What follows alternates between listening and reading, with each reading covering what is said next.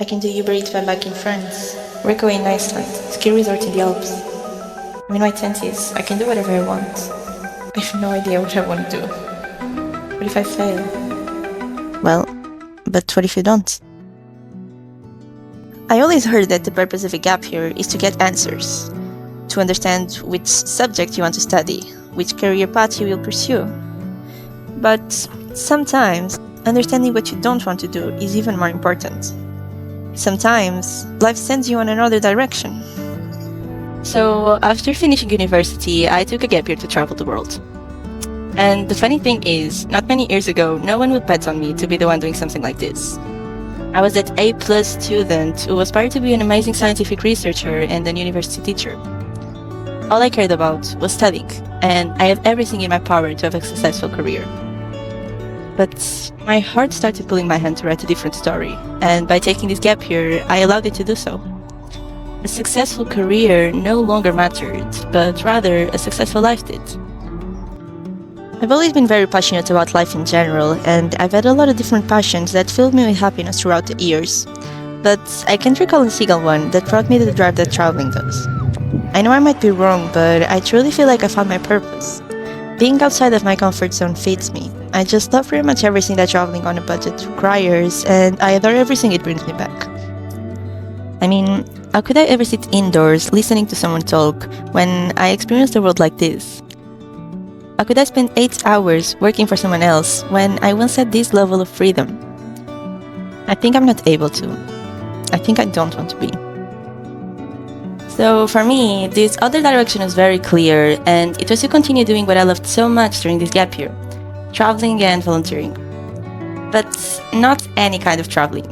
I wanted to do something bigger, something that made sense to me. The only problem was I was broke.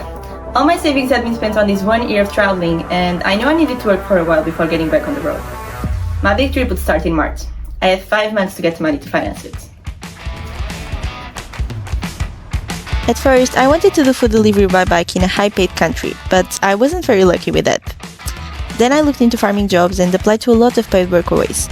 I either wasn't accepted, or despite the description, they weren't actually paid. And as I came back home, I realized it made sense to spend those 5 months with my family, because I would stay around 2 years apart from them.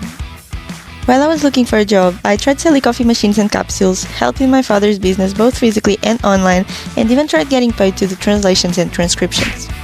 Until a CV I sent with minimal expectations ended up getting me a job on a telemarketing company. And a few years ago, this was one of the last things I would have imagined myself doing. But at this point, I would take any job. And this one wasn't too bad, as I was raising funds for WWF, an NGO I truly admire.